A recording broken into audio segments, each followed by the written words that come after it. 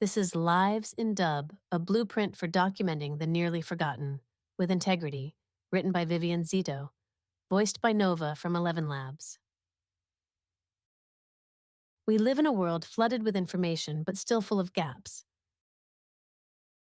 Some histories are simply too small, too local, or just too unverified to meet the bar set by something like Wikipedia. Others slip away because no one was filming, no one was archiving, no one thought they should. Or maybe the moment just didn't feel like history yet. These are the stories of people who shaped something, a sound, a scene, a subculture, but left behind only fragments. A few flyers, a grainy cassette, a name mentioned once, out of context. Not enough for a museum, not enough for a documentary, maybe not even enough for a footnote. And yet, these are the particulars that make the universals real. The stories that help us understand what a city felt like at a certain moment. The collisions, the chemistry, the chaos. When you're dealing with histories that are barely visible, what does it take to tell them right? It takes discipline, and it takes storytelling. Not the kind that smooths over the rough edges, but the kind that leans in, documenting what's verifiable, but also preserving what's vivid, holding space for ambiguity without letting the whole thing slide into myth. In Lives in Dub, I tried to strike that balance. The goal wasn't just to document a band, it was to show how documentation can work, even for something that was almost undocumented.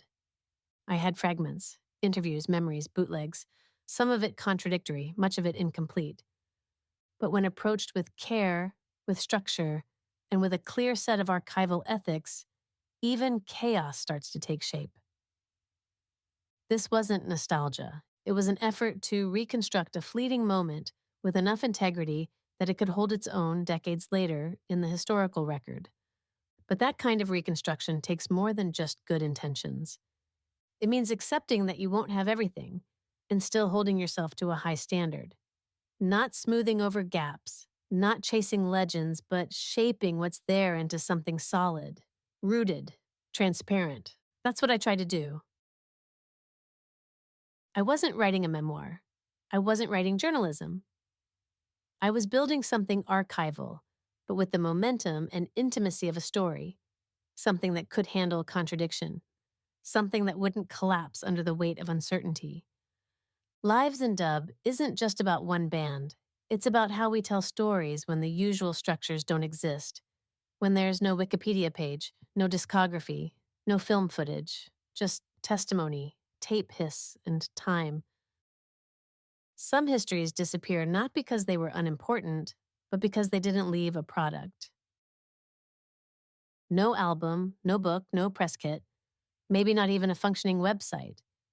In the music world especially, presence without product is a risky thing. You can be legendary on stage, raw, unpredictable, unforgettable, and still leave almost no trace once the amps go cold. And over time, that absence starts to define you. People start saying the band never quite made it, when what they really mean is that the band never got captured, never packaged, never marketed in a form that outlived the moment. The Screamers in LA, total legends, 0 albums. The Wild Bunch in Bristol. They threw warehouse parties that changed music history, but you'll struggle to find footage. And of course, the band at the heart of Lives in Dub, 007, later Dub 7, a Boston group with undeniable presence, but no full-length record. They opened for The Clash, shared bills with the Specials, helped shape an entire local scene. But if you go looking for their discography, it's just fragments, bootlegs, recollections, a few scattered uploads that could disappear tomorrow.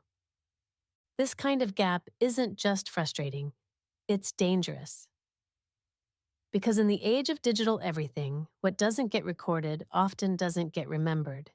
It doesn't get cited, doesn't get taught, doesn't get passed on, and so it's not just memory we lose influence, we lose context, we lose the weird edges that gave our cultural moment its shape. I didn't start this project thinking I'd be writing history. I just wanted to understand what I had lived through. and what we were all in danger of forgetting. Boston in the early 80s wasn't just a backdrop, it was an ecosystem, a constellation of clubs, loft parties, college radio, local rock magazines, street flyers, borrowed gear, and bad lighting. If you were there, it was never quiet, it was never still, but it also wasn't built to last. Scenes like that rarely are. They burn hot and fast, and the best of them never expect to be preserved, which is why they almost never are. When I started collecting the threads for Lives in Dub, I thought maybe I'd write a zine, a short piece, a blog post maybe. But the deeper I went, the more I realized no one else was going to do this. No one else could do this. Not because I was special, but because I had the material, I had the interviews, I had the patience, I cared. And I wasn't trying to mythologize, I was trying to clarify. People forget that the past doesn't organize itself. Memory scatters, time distorts. Without some kind of structure, some map, some logic, some ethic, even the truest stories fall apart.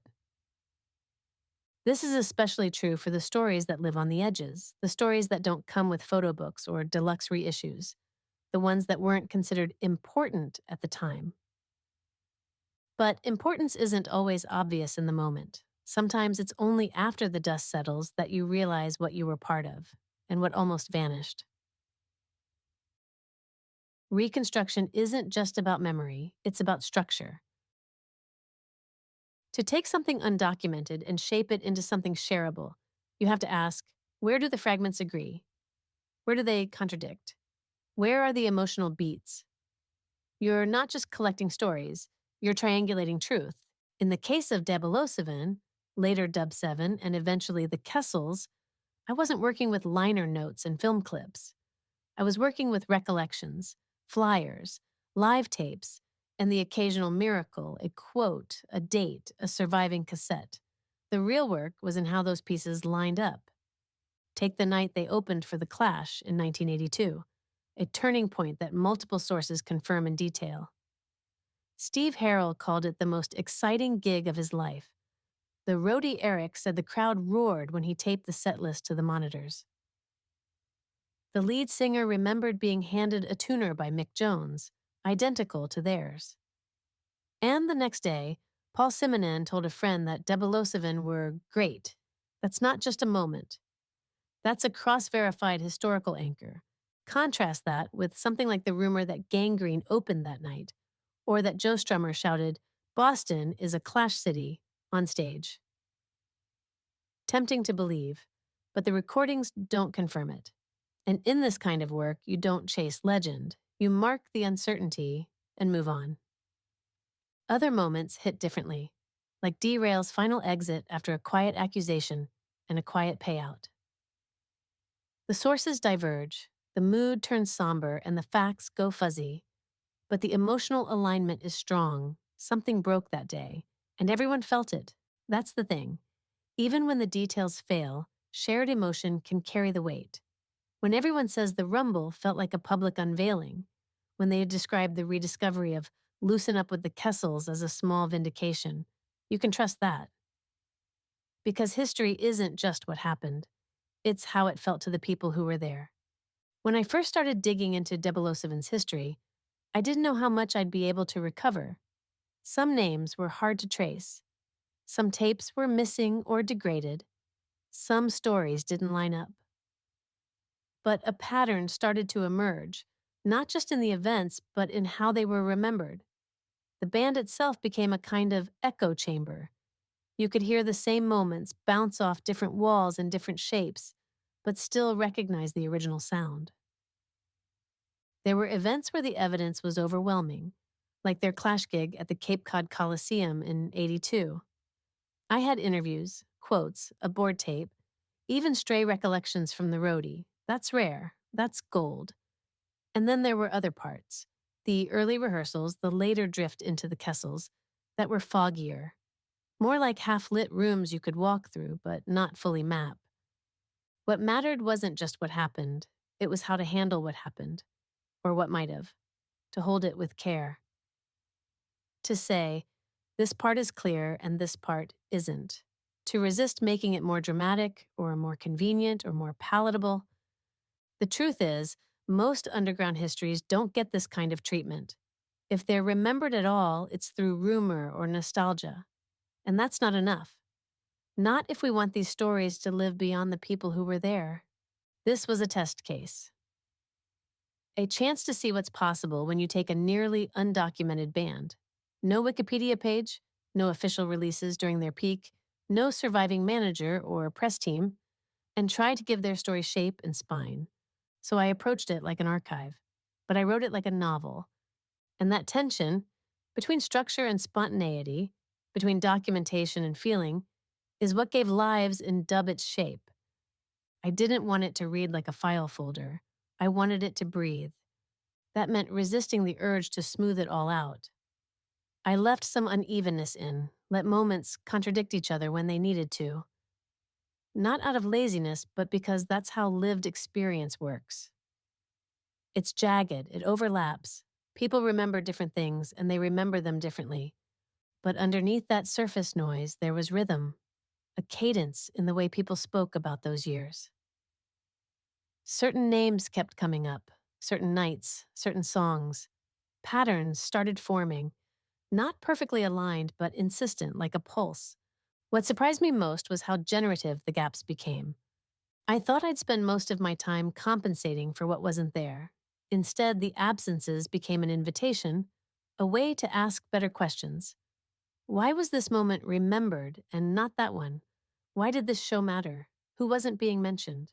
In traditional history, that kind of absence is seen as a problem. In Lives in Dub, it became part of the method. When I couldn't find a date, I traced the surrounding events. When I couldn't confirm a name, I looked at the context. And when nothing surfaced at all, I didn't pretend otherwise.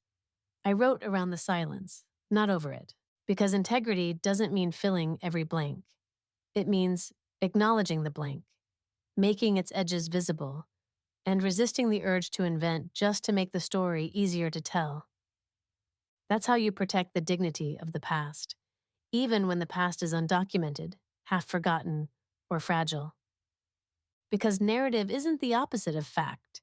It's what gives fact a place to live.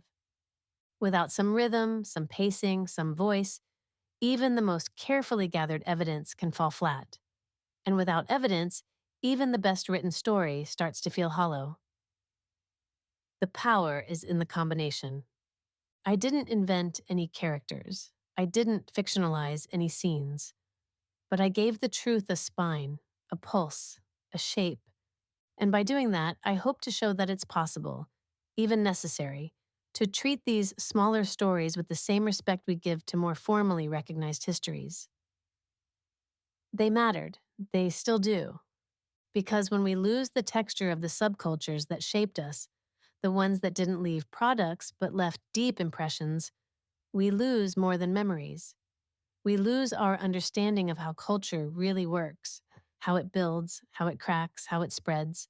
Lives in Dub is about one band, but it's also about every scene that never got its liner notes, every basement show that left no ticket stub, every wild, unrepeatable moment that now lives in a handful of people's heads, or not at all. The goal was never to canonize. It was to clarify, to light up one corner of a dark map, and maybe show a method that others can use to do the same. Because these scenes don't come with instruction manuals. No one tells you how to reconstruct a band with no press clippings or trace a movement that lived in the cracks between genres. You make your own method, you test your instincts, you cross-check until a shape emerges, and when it doesn't, you say so.